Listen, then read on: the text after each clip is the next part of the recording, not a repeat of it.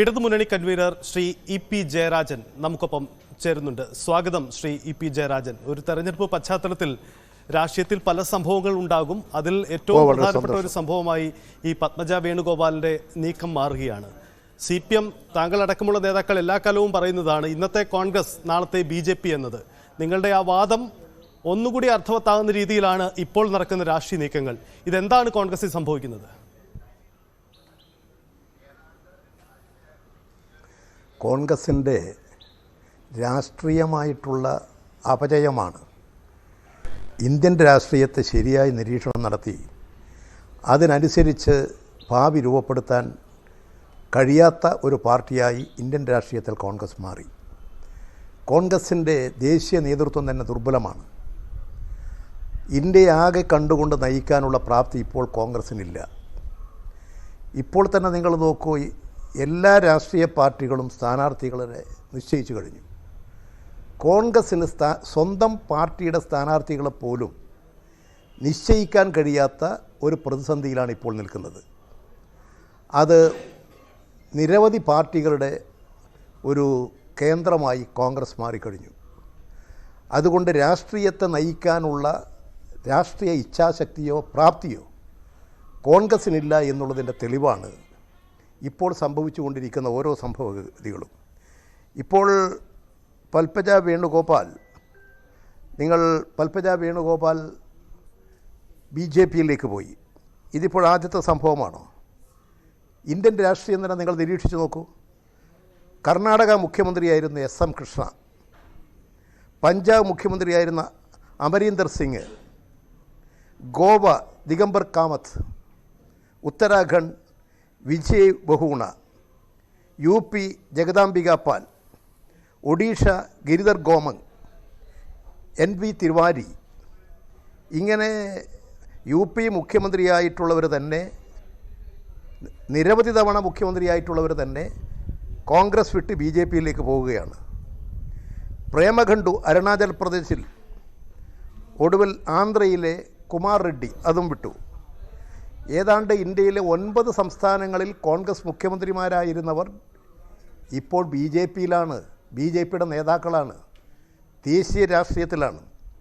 ഇനിയിപ്പോൾ BJPയിലെത്തിയിട്ടുള്ള മുഖ്യമന്ത്രിമാർ, അതിനു പുറമെ തന്നെ കോൺഗ്രസ് നേതാക്കൾ, ത്രിപുരയിലെ മണിക് സാഹ, ആസാമിലെ ഹിമന്ത് വിശ്വാസ്, മണിപ്പൂരിലെ എബിരൻ സിംഗ് തുടങ്ങിയിട്ടുള്ളവരൊക്കെ ഇപ്പോൾ BJPയിലല്ലേ. അതുപോലെ തന്നെ ബഹുഗുണ റീത്ത ബഹുഗുണ UPയിലെ കോൺഗ്രസിൻ്റെ പ്രമുഖ നേതാവല്ലേ, ഇപ്പോൾ BJPയിലാണ്. സുനിൽ ജക്കാർ പഞ്ചാബ്, ഹർദിക് പട്ടേൽ ഗുജറാത്തിൽ കോൺഗ്രസിൻ്റെ ഹീറോ ആയിരുന്നല്ലോ, ഇപ്പോഴെവിടെയുണ്ട്? BJPയിലാണ്. അതുകൊണ്ട് 2014 ശേഷം എടുത്ത് നോക്കിയാൽ 200-ലധികം കോൺഗ്രസ് MPമാരും MLAമാരും BJPയിൽ ചേർന്ന് കഴിഞ്ഞു.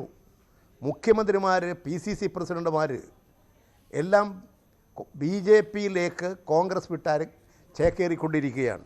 ഇപ്പോൾ കേരളത്തിൽ തന്നെ പത്മജ വേണുഗോപാൽ ആദ്യത്തേതാണോ? ഇവിടെ തന്നെ നിങ്ങൾ നോക്കൂ, കോൺഗ്രസിൻ്റെ PC ചാക്കോ MP ആയിരുന്നു, അവരുടെ കേന്ദ്ര നേതൃരംഗത്ത് പ്രവർത്തിച്ച ആളല്ലേ. അദ്ദേഹം ഇപ്പോൾ കോൺഗ്രസ്സിലാണോ?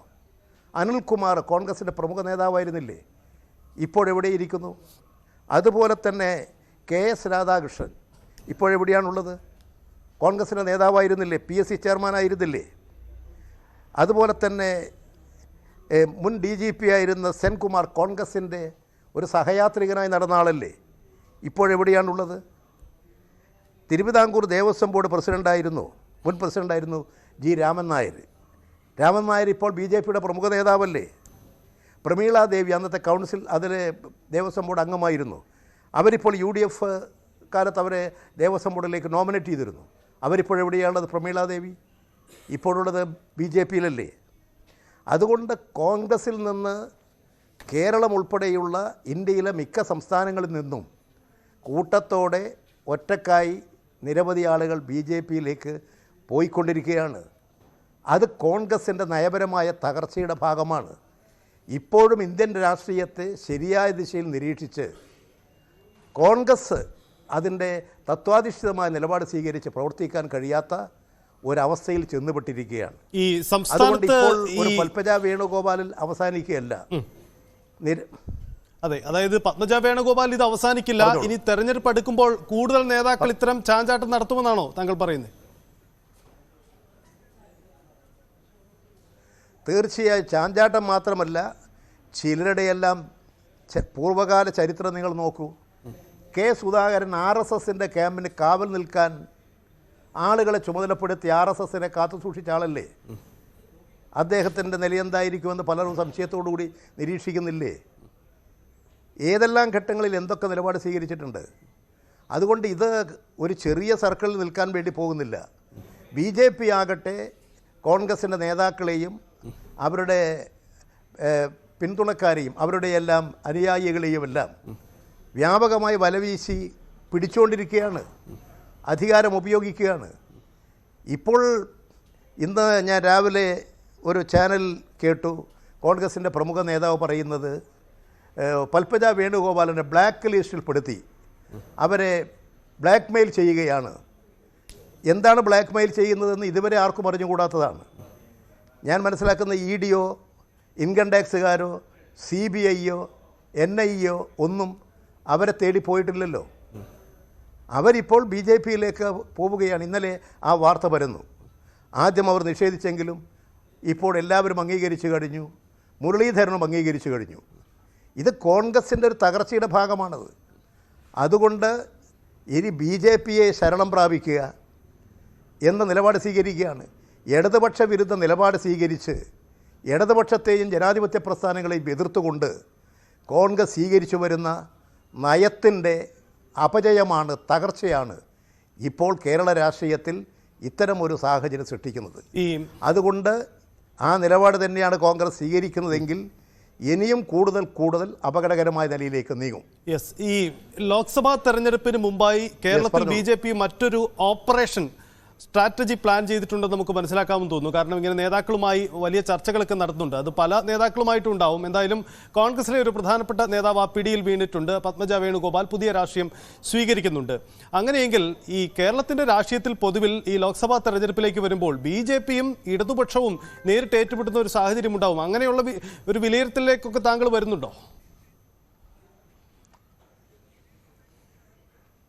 ഇവിടെ ഇടതുപക്ഷ ജനാധിപത്യ പ്രസ്ഥാനം പ്രത്യേകിച്ച് CPM കാണുന്നത് രാജ്യം ഇന്ന് അഭിമുഖീകരിക്കുന്ന RSS സംഘപരിവാർ നയിക്കുന്ന BJPയുടെ ആപത്താണ്. ഇന്ത്യ ഒരു ഹിന്ദു രാഷ്ട്രമാക്കുക, RSS അജണ്ട നടപ്പിലാക്കുക, ഒരു ഫാസിസ്റ്റ് ഭരണം അടിച്ചേൽപ്പിക്കുക, അതിനെല്ലാ ഭരണ സംവിധാനങ്ങളെയും ഉപയോഗപ്പെടുത്തിക്കൊണ്ടിരിക്കുകയാണ്. ഇതിനെ പ്രതിരോധിക്കാൻ എല്ലാവരെയും കൂട്ടി യോജിപ്പിച്ച് നിർത്തി ഇന്ത്യൻ പാർലമെൻറ്റിൽ ഒരു പ്രബല ശക്തിയാക്കി മാറ്റി തീർക്കാൻ, അതിനു വേണ്ടിയിട്ട് ഇടതുപക്ഷത്തെ ശക്തിപ്പെടുത്തുക എന്നുള്ളതാണ് ഇന്ത്യൻ രാഷ്ട്രീയത്തിൻ്റെ ഇന്നത്തെ മുഖ്യമായ ചുമതല. ഇത്തരത്തിലുള്ള അപജയങ്ങൾക്കൊക്കെ ഇടയാക്കുന്നത് ഇന്ത്യയിൽ ഇടതുപക്ഷത്തിൻ്റെ സ്വാധീനക്കുറവാണ്. ഇടതുപക്ഷം ശക്തിപ്പെട്ടു വന്നാൽ ഇന്ത്യൻ പാർലമെൻറ്റിൽ ഈ BJP വിരുദ്ധ ശക്തികളെ പരമാവധി ഒന്നിപ്പിച്ച് നിർത്താൻ ഫലപ്രദമായി കാര്യങ്ങൾ കൈകാര്യം ചെയ്യാൻ സാധിക്കും. അപ്പോൾ അത്തരമൊരു രാഷ്ട്രീയ സാഹചര്യമാണ് നമ്മൾ സൃഷ്ടിക്കേണ്ടത്.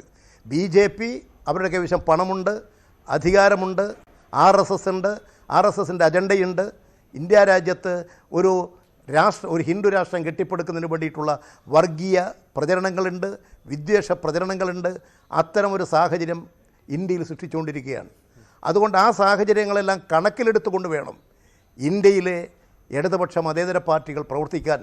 ആ ദൗത്യമാണ് ഇടതുപക്ഷം CPM നിർവഹിക്കുന്നത്. എന്നാൽ ആ ദൗത്യത്തെ തകർക്കാനാണ് കേരളത്തിൽ കോൺഗ്രസ് ശ്രമിക്കുന്നത്.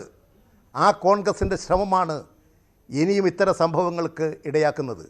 കോൺഗ്രസിൻ്റെ നേതൃത്വം കൈകാര്യം ചെയ്യുന്നവർ, കോൺഗ്രസിൻ്റെ നേതൃത്വം സ്വീകരിക്കുന്ന ഇത്തരത്തിലുള്ള നിലപാടുകൾ കൂടുതൽ പേർ BJPയിലേക്ക് പോകാൻ, കോൺഗ്രസ് ദുർബലപ്പെടാനും സാഹചര്യമുണ്ടാകും.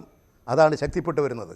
അതുകൊണ്ട് കേരളത്തിലെ ജനങ്ങളോട് മതന്യൂനപക്ഷങ്ങൾ, പിന്നോക്ക വിഭാഗങ്ങൾ, ദളിത് ജനങ്ങൾ, തൊഴിലാളികൾ, കൃഷിക്കാർ, വിദ്യാർത്ഥികൾ, യുവാക്കൾ, മഹിളകൾ അവരോടെല്ലാം ഞങ്ങൾ അഭ്യർത്ഥിക്കുന്നത് RSS അജണ്ടയ്ക്കെതിരെ, സംഘപരിവാറിൻ്റെ അജണ്ടയ്ക്കെതിരെ ഇടതുപക്ഷത്തെ ശക്തിപ്പെടുത്തുക. അതാണ് ഇന്ത്യൻ രാഷ്ട്രീയത്തിൽ ഫലപ്രദമായി നിർവഹിക്കേണ്ട ദൗത്യം. ആ ദൗത്യം നിർവഹിക്കുക.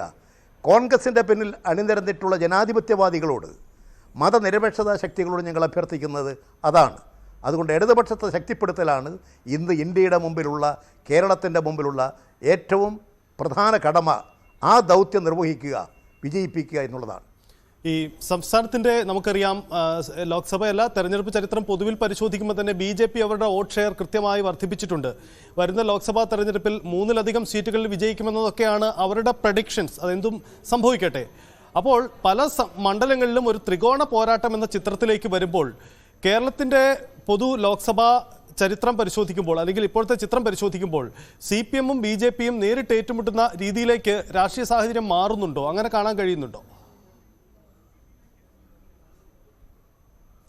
ഇപ്പോൾ തന്നെ ചില മണ്ഡലങ്ങളിൽ BJP അവരുടെ കോൺഗ്രസിനെ എല്ലാം ആശ്രയിച്ചുകൊണ്ട് അവരുടെ ശക്തി വർദ്ധിപ്പിക്കാൻ വലിയ ശ്രമങ്ങൾ നടത്തിക്കൊണ്ടിരിക്കുകയാണ്. ഒരു ത്രികോണ മത്സരം വന്നാൽ ആ ത്രികോണ മത്സരത്തിൽ ഇടതുപക്ഷത്തെ ജയിപ്പിക്കുക എന്നുള്ള ദൗത്യമാണ് നിർവഹിക്കേണ്ടത്.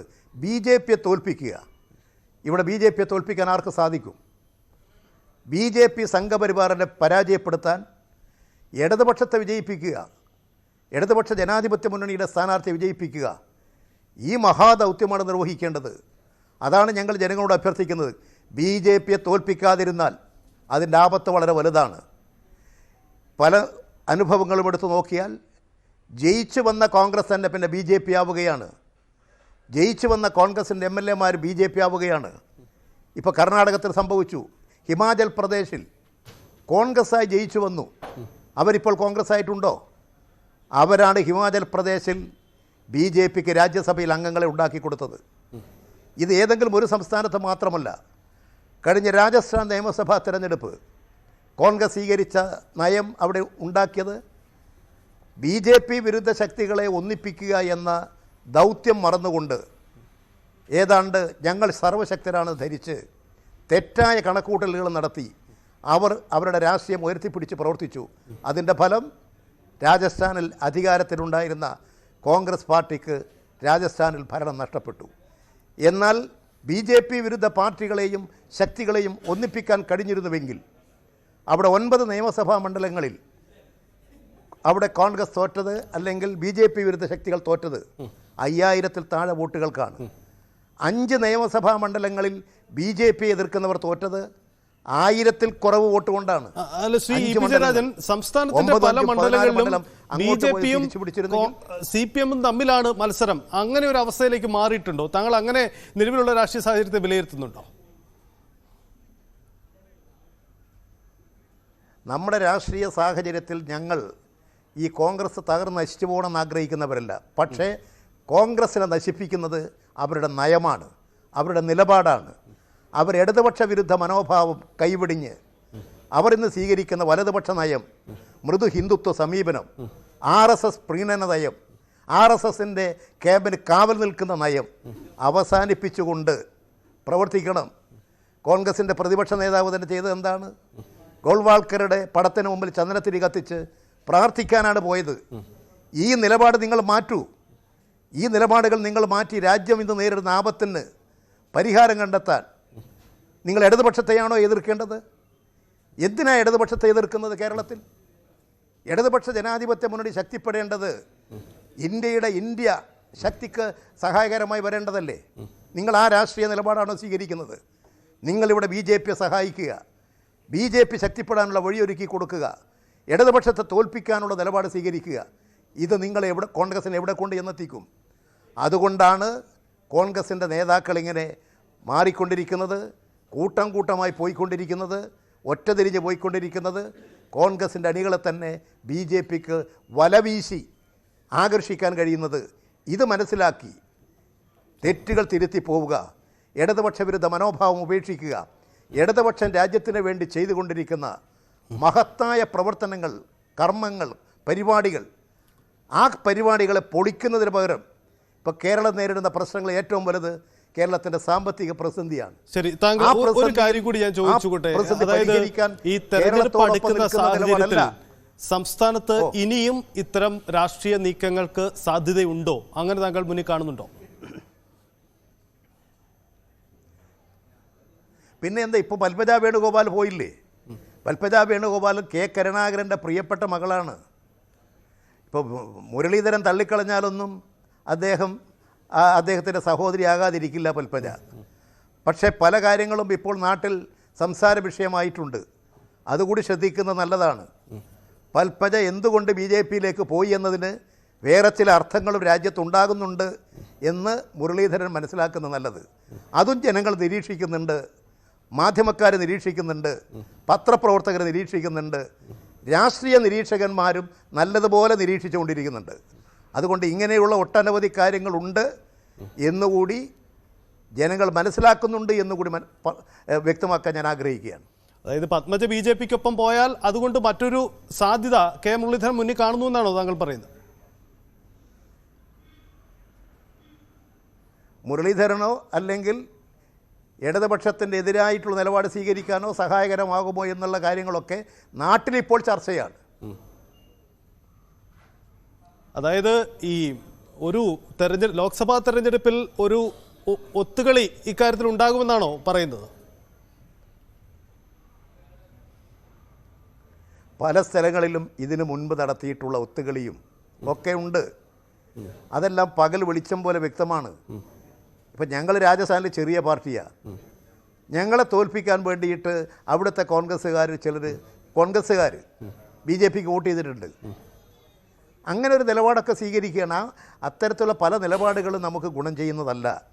ആത്മാർത്ഥതയും സത്യസന്ധതയും രാഷ്ട്രീയത്തിൽ തത്വാധിഷ്ഠിതമായ നിലപാടും നമ്മുടെ രാജ്യം നേരിടുന്ന ആപത്തിനെതിരായിട്ടുള്ള ജനകീയ ശക്തിയെ സമാഹരിക്കലും ഒരു മുഖ്യ ദൗത്യമാണ് എന്ന് മനസ്സിലാക്കണം.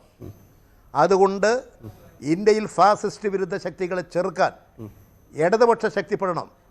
ഇന്ത്യയിൽ BJP-യുടെ ദുർഭരണം അവസാനിപ്പിക്കാൻ ഇടതുപക്ഷത്തിൻ്റെ പിന്നിലാണ് അണിനിരക്കേണ്ടത്. അല്ലെങ്കിൽ പലരും ജയിച്ചു വന്നാൽ നാളെ ആ പാർട്ടിയിൽ തന്നെ ഉണ്ടാകും. ശ്രീ ഇ പി ജയരാജൻ ഒരു കാര്യം കൂടി, അല്പസമയം മുമ്പ് ഈ കെ മുരളീധരൻ മാധ്യമങ്ങളെ കണ്ടപ്പോൾ അദ്ദേഹം പറയുന്നത് തലേന്ന് വരെ തനിക്ക് അറിയില്ലായിരുന്നു സഹോദരി ഇത്തരമൊരു രാഷ്ട്രീയ നിലപാട് എടുക്കുമെന്ന്. നമുക്കറിയാം പത്മജ വേണുഗോപാൽ കോൺഗ്രസിന്റെ മുതിർന്ന അംഗമാണ്. ഞാൻ പരിശോധിച്ചപ്പോൾ ഒരു ദിവസം മുമ്പ് വരെ അവർ ഈ TM പ്രതാപന്റെ ക്യാമ്പയിനിന്റെ പ്രവർത്തനങ്ങളിൽ പങ്കുചേർന്നിട്ടുണ്ട്. കോൺഗ്രസിന്റെ പോസ്റ്റുകളൊക്കെ ഷെയർ ചെയ്തിട്ടുണ്ട് ഫേസ്ബുക്കിൽ. അങ്ങനെ നിലപാടെടുത്ത ആളാണ് തൊട്ട് അപ്പുറത്തെ ദിവസം മറ്റൊരു രാഷ്ട്രീയ നിലപാട് പ്രഖ്യാപിക്കുന്നത്. അങ്ങനെയെങ്കിൽ ഇത് കോൺഗ്രസിന്റെ നേതാക്കളൊക്കെ അറിയാതെയാണോ ഈ രാഷ്ട്രീയ നീക്കം? അങ്ങനെ വിശ്വസിക്കാൻ കഴിയുമോ താങ്കൾക്ക്? അതെല്ലാം ഇനിയുള്ള ദിവസങ്ങളിൽ വ്യക്തമായി വരേണ്ടുന്ന വിഷയങ്ങളാണ്. എനിക്കറിയാത്ത കാര്യങ്ങളെക്കുറിച്ച് ഞാൻ അഭിപ്രായം പറയുന്നത് ശരിയായിട്ടുള്ളതല്ല. ഇത് നേരത്തെ തുടങ്ങിയോ ഇപ്പം തുടങ്ങിയോ, ഇത് മറ്റു പലരും അതിൻ്റെ പിന്നിൽ ഇപ്പോൾ കോൺഗ്രസ്സിലുണ്ടോ തള്ളി അങ്ങോട്ട് മാറ്റാൻ എന്നൊന്നും എനിക്കിപ്പോൾ പറയാൻ കഴിയുന്നതല്ല. അതെല്ലാം കൂടുതൽ പഠനങ്ങൾക്ക് ശേഷം പറയേണ്ട വിഷയങ്ങളാണ്. ഏതായാലും ഇപ്പോൾ ശ്രീ കെ കരുണാകരൻ്റെ മകൾ പൽപ്പജ വേണുഗോപാൽ നേരത്തെ പോയത് കേരളത്തിലെ കോൺഗ്രസിൻ്റെ സമുന്നത കെ കരുണാകരന് ശേഷമുണ്ടായിട്ടുള്ള വലിയ നേതാവല്ലേ AK ആൻ്റണി. AK ആൻ്റണിയുടെ മകൻ അനിൽ ആൻ്റണി ഇപ്പോൾ BJP-യുടെ സ്ഥാനാർത്ഥിയല്ലേ. നിങ്ങൾ നോക്ക് എവിടെ എത്തി കോൺഗ്രസ്. AK ആൻ്റണിയുടെ മകനാണ് അനിൽ ആൻ്റണി. അനിൽ ആൻ്റണിയാണ് പത്തനംതിട്ടയിൽ BJP-യുടെ സ്ഥാനാർത്ഥിയായി BJP-യുടെ ഷാളും കഴുത്തിൽ ചുറ്റി ഇങ്ങനെ നരേന്ദ്രമോദിയുടെ പടവുമെടുത്ത് അമിത്ഷായുടെ പടവുമെടുത്ത് നടക്കുന്നത്. എന്തൊരു അവസ്ഥയിലാണ് കോൺഗ്രസ് ചെന്നെത്തിയത് എന്നതിന്റെ പ്രകടമായ ഉദാഹരണമല്ലേ അത്. താങ്കൾ പറഞ്ഞത് പത്മജയുടെ വാക്കുകൾ തന്നെ BJP-ക്കാരിയാക്കിയത് കോൺഗ്രസ് ആണെന്നാണ് പത്മജ ആദ്യ പ്രതികരണമായി ഇപ്പോൾ ചില മാധ്യമങ്ങളോട് പങ്കുവച്ചിരിക്കുന്നത്. തന്നെ BJP ആക്കിയത് കോൺഗ്രസ് തന്നെയാണെന്നാണ് പത്മജ പറയുന്നത്.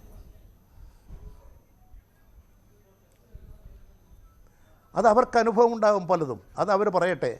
ഇപ്പോൾ എനിക്കറിയാവുന്ന കാര്യം മാത്രം വെച്ചുകൊണ്ട് ഞാൻ കാര്യങ്ങൾ പറയുന്നു എന്ന് മാത്രം. ശരി, വളരെ നന്ദി ഇ പി ജയരാജൻ. ഈ തിരക്കുള്ള സമയത്ത് ഞങ്ങൾ വസ്തുനിഷ്ഠമായ കാര്യങ്ങൾ മനസ്സിലാക്കി വളരെ വളരെ സന്തോഷം. നന്ദി, വളരെ സന്തോഷം.